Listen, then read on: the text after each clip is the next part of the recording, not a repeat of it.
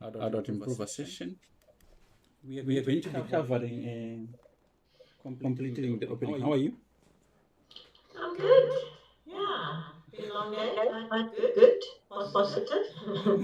Do you have tournaments coming up soon? Yes, we're very busy with the winter games. Oh yes, of course. Yeah. Yes, Oh, winter games. are you going to the Winter Games? Don't think so because winter game is more run by the school chess. So I'm not involved in any school chess committee, but we're just helping them with resource and you know tournaments, run the tournament, organize tournament, things like that. Oh, I see. I see. Yeah, but Uh, most of the time they're quite disorganized. Last minute, having tournament in the middle of the week. I disagree with that, but I can't do anything about it. But I will raise that point sometime in the uh-huh. right place and time. All right.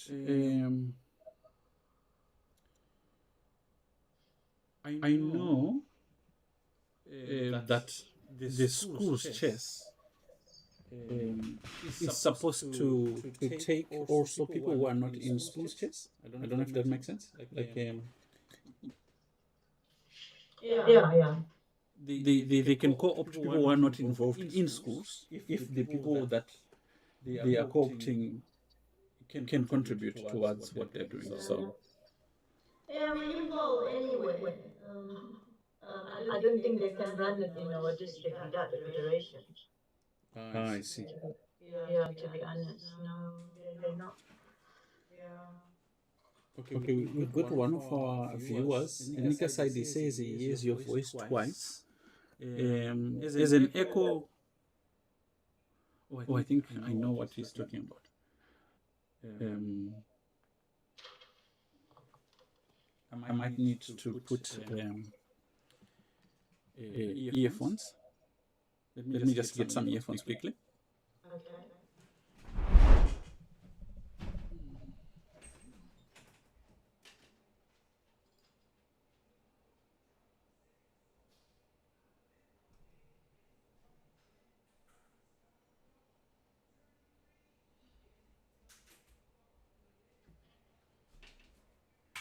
Okay.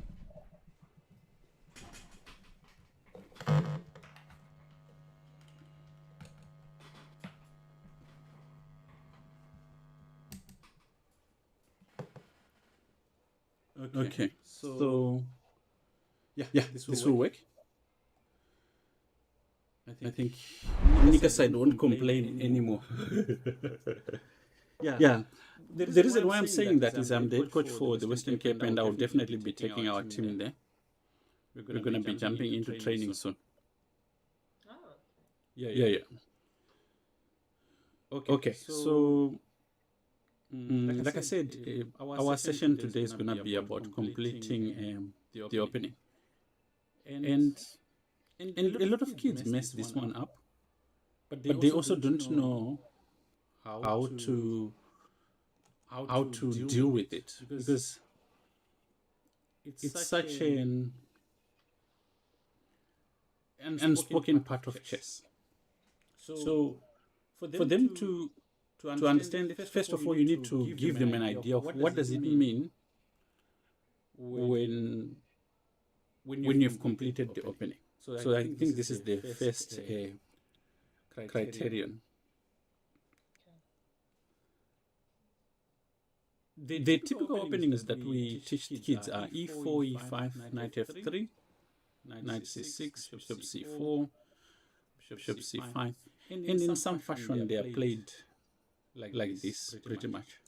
Castles, d6, and Sorry, are we supposed to look oh at chessboard? yes, of course, yeah. Let me share with you our board. Where is it?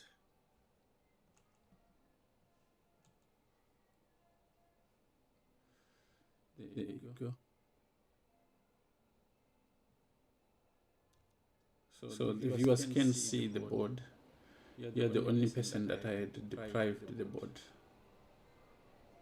So I'm gonna rectify that quickly. Actually, I can invite you into the leeches room. Yes. Yeah. It's what's your username? Hang on. Putri Indo. What is it? PU. Yeah. PUTRIINDO. PUTRI.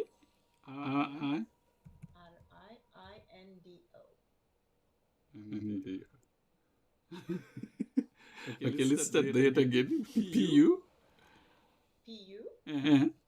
TRI. I again. NDO. I see. Two eyes. Yeah. What does it mean? Indonesian lady. Okay. Yeah, you definitely could be. Okay, good. So you see this position in front of us? Yeah, I didn't expect that. Okay, so there are a few things that you want, of course, the kids to understand, and that's number one. They need to. They've brought out all their pieces. They have to have at least a pawn in the center. The pieces have been developed to use full squares. That's another thing, because if you just say to kids like, "Oh, just develop your pieces," you find these pieces on h3 and the king needs to be safe, and the rooks need to be connected. This is also something that I find very strange, that some people are actually like now adults, but they don't really know this concept that rooks need to be connected. There's so many ideas of why you want the rooks to be connected, but one of them means that all the pieces have developed. So if you look at this position, for instance, after d6, let's say knight c3, knight f6, d3, castles, bishop g5, bishop e6, let's say, just for argument's sake, queen d2. The fact that these rooks are connected means that all the minor pieces have been developed. So this kind of criterion is what we referred to as general understanding last week, that most people lose their games because of the insufficiency of their general understanding. And this is what we are really just aiming to fix. So I started looking at the games of the juniors to see which mistakes do they make the most when it comes to openings, especially completing their openings. And it was interesting that we started seeing some patterns and started capturing games so that we could compare and see like, okay, if they make this mistake, how often do they make it? Thank you, Mahabub Khan. Welcome. And the one mistake which we saw was that the beginners exchange often the pieces that they've developed. And sometimes it looks innocent, but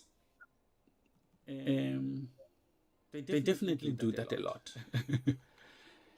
Here's a typical example.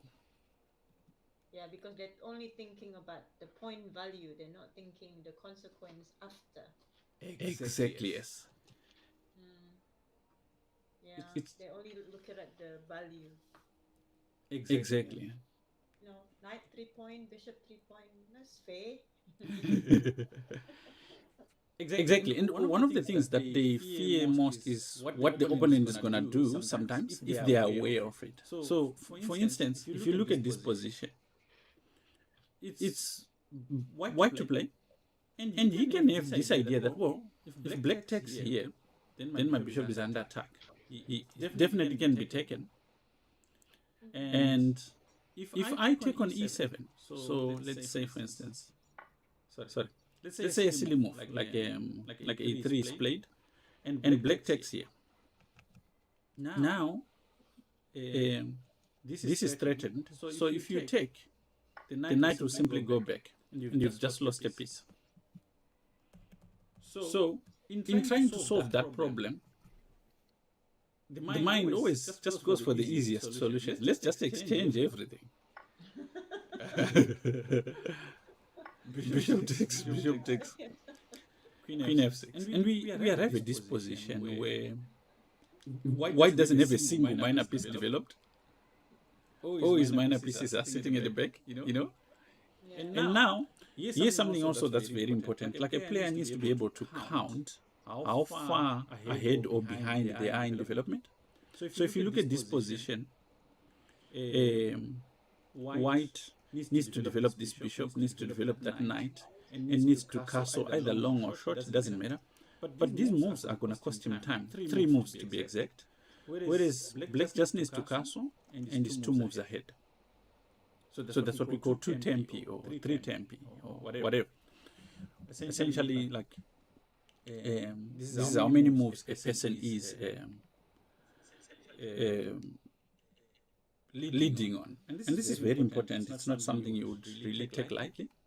So in this position, white finds himself behind in development, and his opponent has got enough time to build an attack. It's something you don't really want in a position like this. So this looks stupid, but let's see how we get to this kind of position.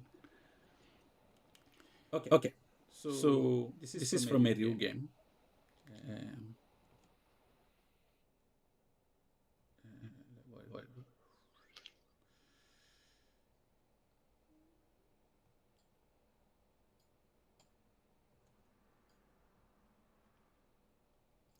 MT.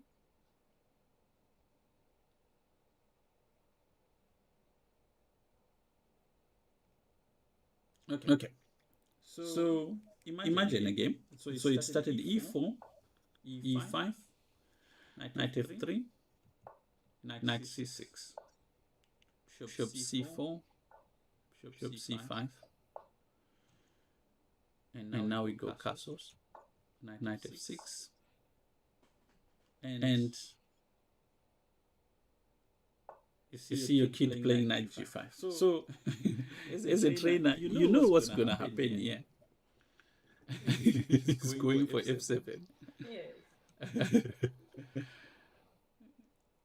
Okay. This part your opponent is going to see. And you just hope that he's just going to develop another piece or play d3. And just after h6, he's going to come back and accept that he made a mistake. But he is saying, I've already started going in. I have to give up something. I have to take something. And this justification machine kicks in, takes on f7, rook takes, bishop takes. And we get to what you were talking about earlier, where point value. Yeah. He's just saying, I got 6 points, he got 6 points, it's fair. But again, look how many minor pieces are in the game for black, and no minor pieces for white. That's the first thing. The other thing is, the pieces he just exchanged. If you look at how many moves they took to get to where they are, so let's count. Because the first move was the knight, 1 move. The bishop, 2 moves. The knight, 3 moves. The knight, 4 moves. The bishop, 5 moves. Right? This was exchanged for a pawn and a rook. The rook only moved 1 move. So those 4 tempi were lost because they don't exist at the board anymore. And another thing that players who do this don't get is that early on in the game, the rooks are useless. They don't really do much. But the minor pieces do a lot. So the value scale is very different at the beginning of the game than when the game opens up and you can now attack spots and so on. So this would be a terrible mistake, and definitely white went on to lose the game. once he got over the euphoria of winning material, of winning the rook. So, but this is a good example of like just one common mistake, which is so easy to spot that they make early on. Okay. The next one is very obvious to most adults, but you can easily find yourself in it. That's the one of pushing a lot of pawns. So here I'm just gonna give a position.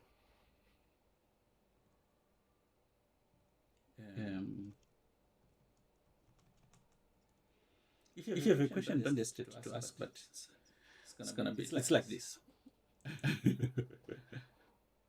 Look at how many pawns. One. Okay, this pawn was on h2, so it had to move one move. This one, two moves. 3, 4. And not only is it wasting time because you are not developing anything when you are doing this, but also the amount of weaknesses it creates is a lot.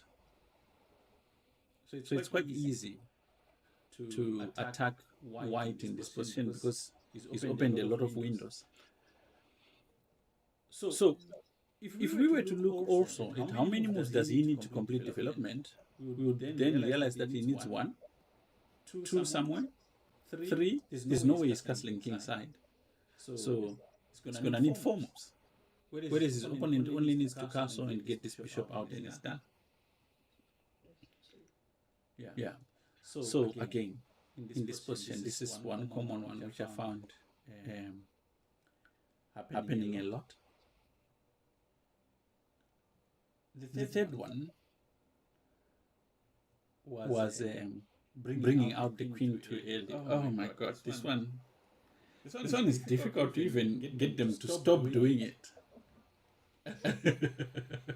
Oh gosh. I don't know about you. I have a problem with my kids sometimes. You explain you're not allowed to put take the queen out in the beginning. They got it, they understand it and everything. The minute they're playing by themselves, there we go, the queen is out before anything else. And I said, what on earth are you doing? Oh yeah. Let me show you. Okay, I'm watching. Let's see how long that queen gonna it becomes so bad. If you ever go into a tournament and you're like, okay, I don't want you to see you touching your queen for the first 8 moves. Yeah. That's the only thing I want you to do. Like I don't mind you losing, but not your queen. Oh, so it's not only me threatening you, student. No. You would have said everything in every language and it would not have worked. And it would have come to this point now where you're like, okay, I think I need to use threats. Nah, I've been there. Have you been when you so after the tournament you analyze the game and then you find one of your students you've been training for how long? Oh my goodness, this is one of and you go through your notation and I say, and Ruben, I do not want to. I want to send him home. I want to ask the parents, take your child home. We've looked at this, but I do know what the mechanism behind that is. The mechanism behind that is teaching them ideas, like theoretical ideas, but they've never really seen them in over the board. They've never really drilled these ideas, so they don't know them, to be honest with you. It's just piece of knowledge. It's like saying, okay, I'm going to give you the book on the heart. I want you to read carefully. Next week we are doing a heart operation. I think it's like that. I think that's the best I can come to. Now look at this game. My student went knight c3 and e5, and now knight f3, knight c6, and d4,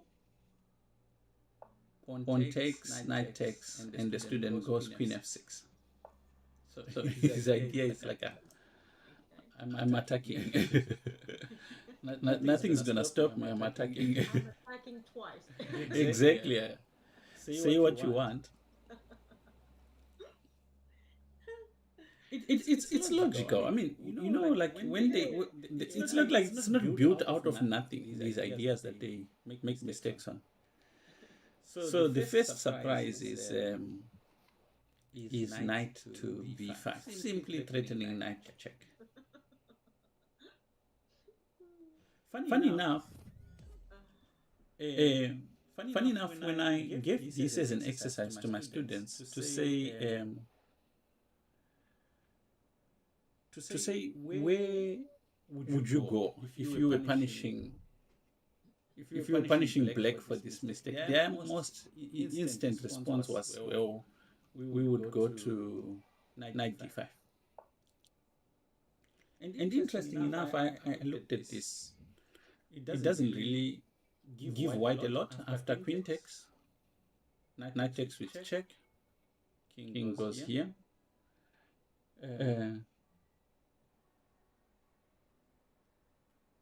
And now you can't take d4 because the knight comes and it's threatening here.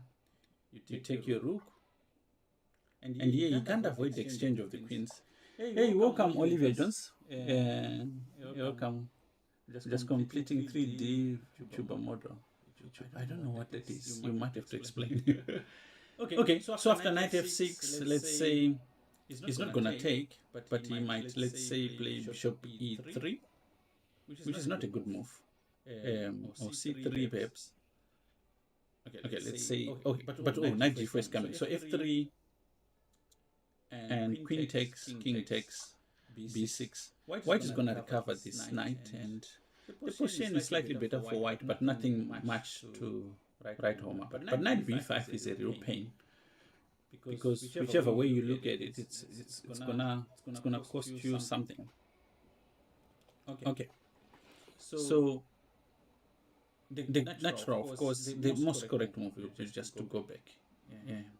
Just accept, and this is what happened. And in their minds, I think they thought like, okay, this was it. I've made my mistake. I've recovered. But now bishop f4. And it's fascinating because there's no better way of dealing with this than to play d6. And after knight d5, the game is gone. It's just going to lose here. The king is not going to be able to castle. It's a disaster. And all because he brought out the queen too early. And this is bad, actually. The number of times this occurs is shocking. So let's go back. Another game. This one is from a Caro-Kann. So he goes e4, c6, knight f3, d5, and e5, bishop f5, and it's white who starts with knight h4. I'm sure, like with the way we teach them, this is not really just a good idea. Moving twice and so on. But okay, there's so many things that black can do that are right. One of them is bishop d7, actually, because in this position e6 is always an annoying idea. So queen d7, again, the move usually is very logical. There's a reason why a person is doing it. Take, and now just simply d4. Right? And here, black blunders. e6.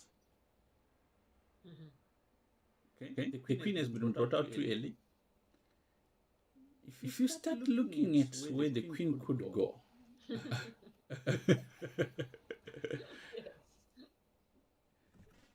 You trouble your king. yes. Hey, Olivia Jones, how are you? We can hear you. Thank you so much for following. We don't know what a 3D VTuber model. I don't know what that is. Do you know what a VTuber model is, Lisa? What? So, say again? A 3D VTuber model. No. Uh-huh.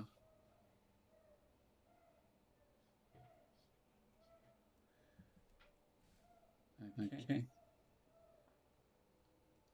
We can hear you, Olivia. You might have to explain what a VTuber model is. Okay, so just seeing that, there's a scary thought, right? That the queen has got no square to escape to. And Ah. Oh dear. Oh dear. Now what? That's a good lesson. Taught someone. exactly. Yeah. Yes, Olivia, that would be welcome. Just send me the stuff. I'll definitely look at it. I'll definitely, or whatever your link is, we'll look at it. It's got some graphic art stuff that you can do. Okay, so a last one on these early queen developments. This one starts with e4 and e5. Knight c3, knight f6, bishop goes to c4, and black takes on e4.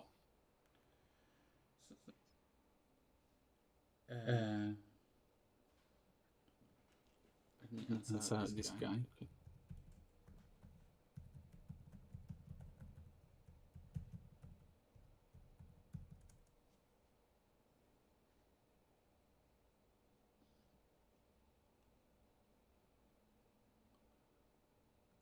Is there any reason why he took that pawn? Hmm? Well, it's an interesting tactic. Let's say. What he trying to do? I mean, I don't like ideas like this, but I understand them. okay. It's taking a central point. So if you, the idea behind it is that if you take, he plays d5. That's the idea. Oh. Okay. Right? Mm. And So you will get it back anyway. yeah, you can't ignore it because he's already taken something. So he goes for d5. Mm. And here, the correct move is just bishop d3, just getting back your pawn. But here, the student is being a little bit smart. And his idea is that, okay, I'm going to give you this pawn so that I can bring out my queen too early. and a threatening mate, right? Yeah. I'm not sure what they were expecting. In most cases, what I find with kids is that they're expecting that their opponent will not see the idea. Right? They're expecting the opponent won't see the idea. But the opponent sees the idea. Suddenly, this whole escapade doesn't make sense. And now, to make it worse, they now have to wonder, now, how am I going to develop these pieces? So you start looking at d3, it doesn't really look nice. Right? So you go, okay, let me develop this. And this is a huge mistake. It's game off after this. You see? You see the move.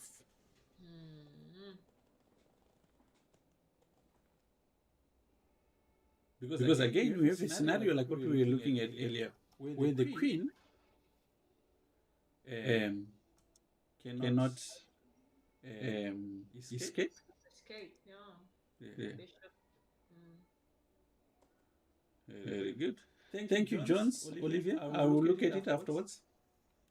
So the queen has got no escape. So this move g6, and the queen is dead.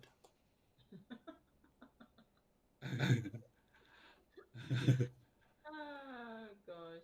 Yeah. Very simple. So yeah, definitely this is the third one that we see the most. Jumping out with their queen too early.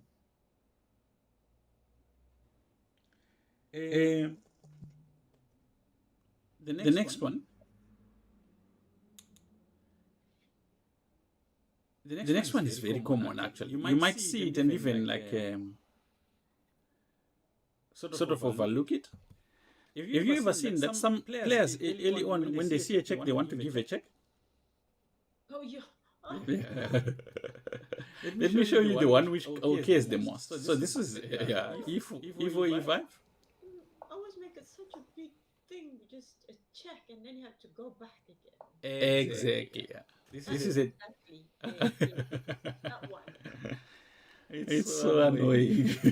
because you'd have seen it, you'd have mentioned it, and you'd have said, listen, you know, there is a saying which goes, Patsa sees a check, Patsa gives a check.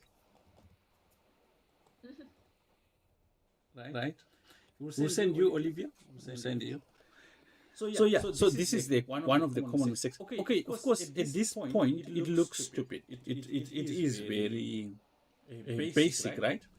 But there are some positions where it's tempting. Like there's a game I saw recently.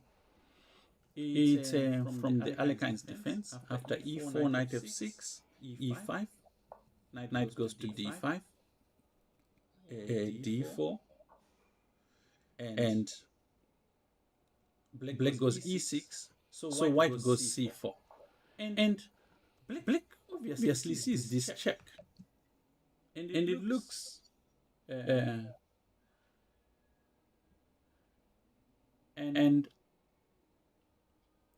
I will help you, Olivia. We'll send you after the stream. Bishop b4 check. It looks inviting, and in many ways, everything you consider about this move probably will work mentally. So you go bishop d2 or knight c3. Whichever move it is, you think it's going to work. And this is like a cold shower when white plays king e2. Because now, the knight is still under attack. So there's the obvious idea that if the knight goes back here, then after a3, the bishop is trapped. Right? So okay. So you want to do that. Hey Ellen, how are you? And welcome. So knight e7 doesn't work. You start panicking a little bit. Knight b6, c5, knight goes back, a3, bishop a4, b5, and again, the bishop is dead. There's nothing works. So after king e2, a piece is lost. You see? So this one, Patsa sees a check, Patsa gives a check. But this is just the idea that not all checks are good checks. Just because you see the check doesn't mean you must give it. It's crazy. Okay. Now the next one. This one happens a lot also. It's inviting like an attack on a developed piece, a piece which has been developed, and you make it easy for your opponent to sort of push it around. So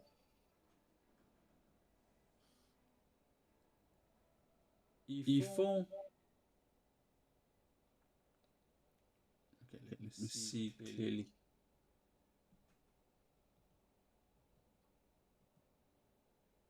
Okay, so it's e4.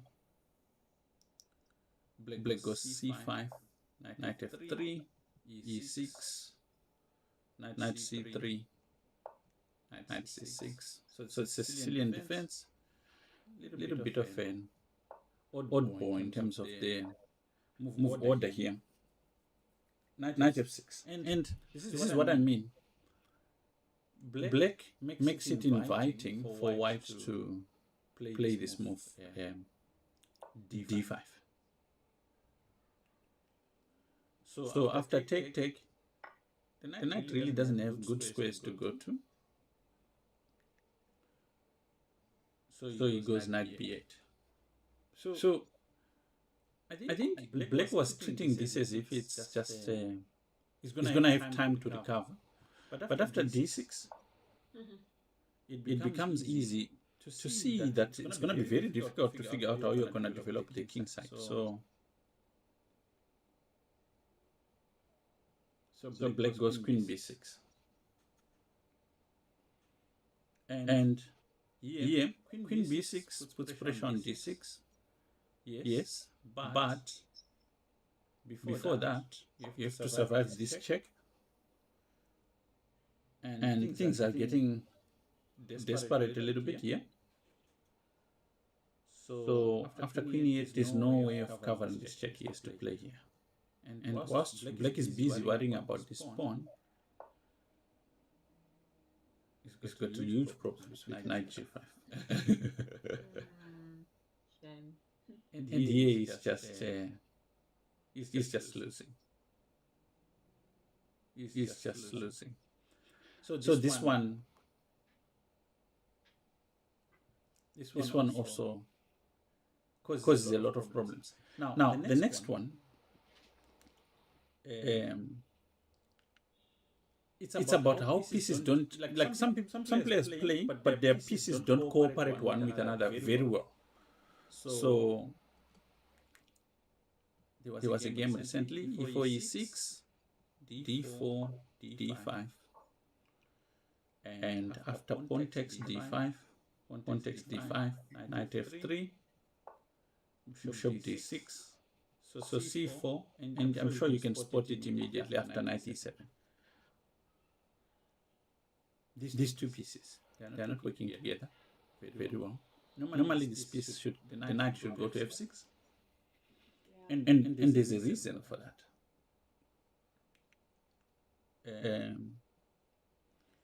And that reason is that now, after c5, the bishop doesn't have an escape square. This move, if this knight was not on f6, it's actually a mistake, because it releases tension in the center. The bishop would just slide back to e7 and play b6, and the position would be good for Black. But because of the knight being on e7, terrible position. Now, the last one. The last one is about neglecting vulnerable points. In openings that you play, there are certain things you know that this opening has got a sensitivity on this square. So if you don't take or pay attention to those spots,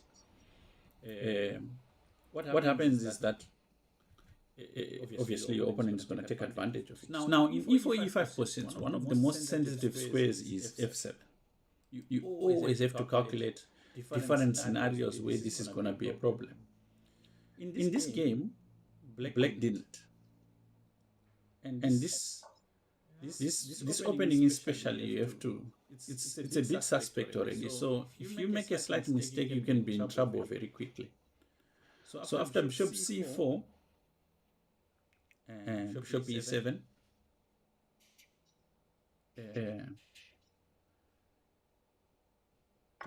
take, and the queen goes to d5. You already have a crisis. So knight h6, it won't even help.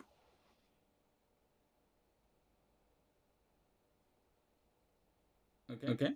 Now what's crazy is that there's been like players over 2300 who have made this mistake. Really? Yeah. Because now bishop takes h6, and black doesn't have time to take this bishop because he's being threatened with mate. These like over 3 games with players, high-rated players who've made this mistake. So it's not only a privilege of beginners to make this mistake. And the last one now starts with e4, e5, knight f3, knight c6, bishop c4, bishop c5, knight c3, knight ge7. These non-optimum development moves where the knight goes to a square not where it's supposed to be are usually what starts problem for players. d3, d6, and here knight g5. At least we're gonna see one where knight g5 makes sense. So he's threatening f7. And what's idea of playing knight g5? It's not like with the previous beginner where his idea was to take on f7. This one wants to pile up more pressure with queen h5.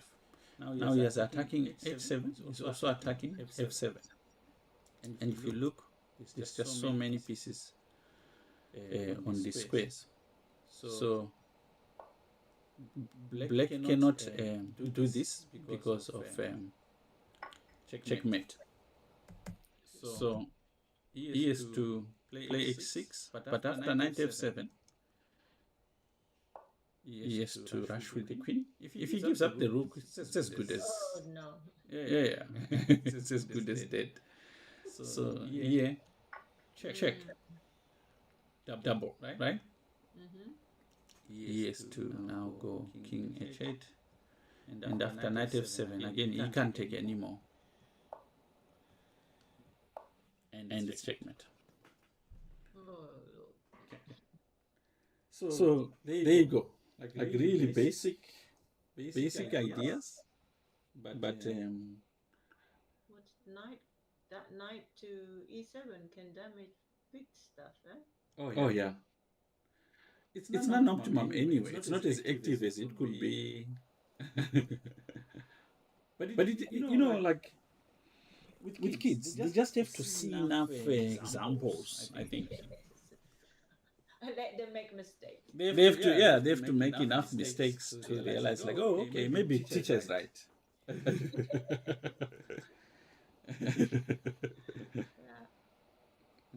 Funny enough, there's something I noticed also with players about these e4, e5 positions, is that they don't spend enough time to understand these positions.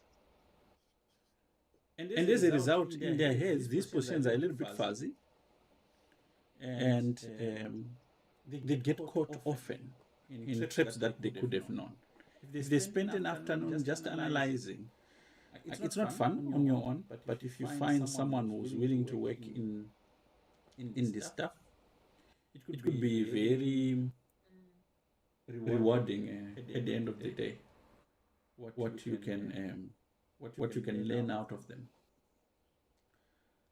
So and also from your side as a player, as an improving adult player, one of the things you can actually do is that when you play youngsters, you have to test them in these ideas.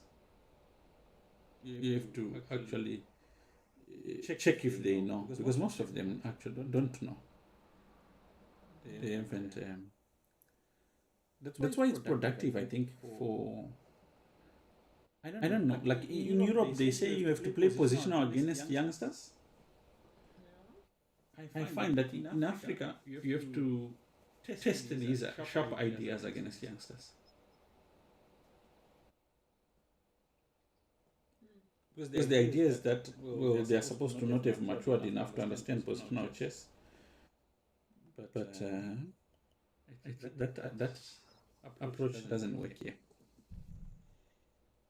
Doesn't work well. Why do you think doesn't work? I think What is it? What's the problem?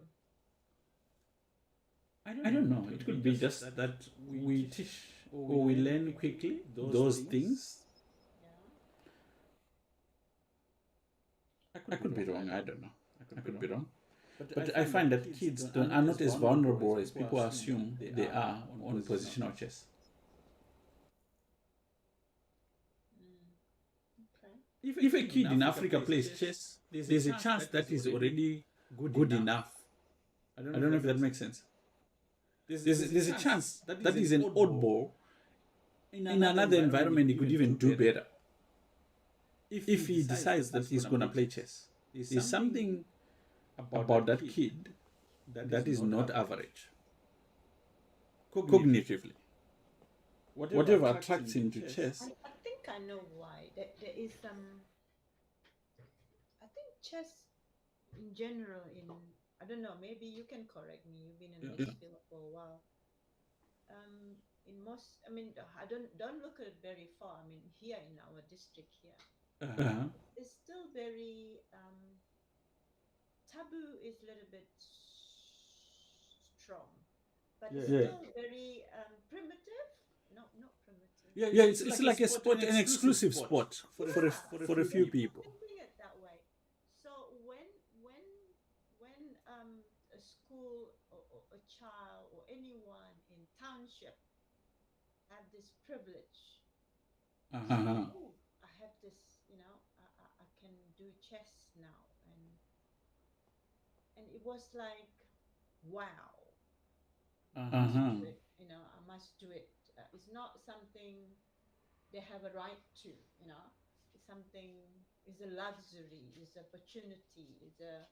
Maybe that's why. Whereas in Europe, it's like it's become like part of them. Yeah. I think what you're saying is correct. One of the things I noticed in the townships was that when you introduce chess, it's not like you're introducing it to someone who's got 20 things that they do. So whatever it is that they get, they also pay a lot of attention to it and become very good at it because they do it over and over and over and over. Yeah. So just compared to our private school, it's like my Grantley school now. I'm struggling just to get the student. Where's my student again? He's doing some other sports. Choir, or this or that. I hope Mr. Fanzal is not coming to me, say, Lisa, how's your performance? No, I'm sure he understands. Yeah, no, I'm just make it sensible with the other teacher. No, of course. I mean, even sometimes I do think that even parents, it takes them time to realize, like, oh, I have to tone it down on how many extra things a kid can do. Because children actually become really a child, like every day there is something on. Yeah, and things are changing. And then you go to this, like you said, the school have no much to do. There's no privilege to choose, which one. You got once a week chess, they would be lucky. Yeah, exactly. Everyone is there, paying attention. Everyone's there. Yeah. That's the difference. I remember a friend of mine runs these almost like tutoring services in the townships. Yeah. And occasionally he asks me to go and speak with the kids. And when I go there, it will be set up on a Sunday. There will be like a full class. Everyone will be there. They want to speak. They want to find out. They're curious. They're hungry of this knowledge. Yeah. Very different. In a way, I've always wondered how it feels to sort of see yourself in another person and how you would react. Because I remember for us, like when I was in school and there was a speaker coming, we knew days before we made sure we made sure that we were there. There was nothing else we were doing anyway. It was always nice to get this exterior perspective of where you live, you know, than to be like, oh, okay, good. I have to choose whether I'm going to be at soccer, hockey, or water polo.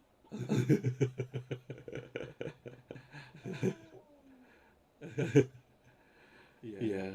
The parents, you know, oh no, I don't feel like. It's okay. You don't feel like it. It's okay. I don't want to force my child. You know. It's so different.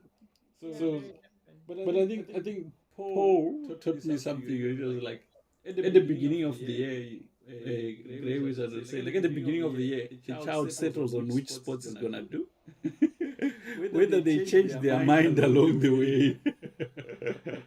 This is the sport that you decided you're gonna do until next year. This is it. My children, both sons. Yeah. Peter came to me when, 6 years old. Said, "Mommy, I would like to do taekwondo." Yeah. And we don't have much money at all, you know. Mm. That's the extra activity. Yeah. You have to take them and you pay extra, nothing to do with the school. And I said, Peter, okay, we can do that, but the minute you're in, that's it. You can't change your mind. You can't say, you know, I don't feel like it anymore. You're in until the end. Correct. Yeah. Never forget that. And Oh. he's an instructor now, third dan black belt. Oh, really? Yeah. That's amazing. I've been doing it since he was 6 years old. Let's disengage our followers here on live. I'm gonna disconnect with them, and then we can just stay on our line. Let me just end the stream. Thank you so much for joining us, and I'll see you next week. We'll see you next week with another session of Adult Improver Sessions. And Olivia Jones, I'm gonna message you to find out more about what we can get in terms of the arts. Lisa, would you like to say bye to these guys? Bye, everyone. Cheers. Bye-bye. See you then.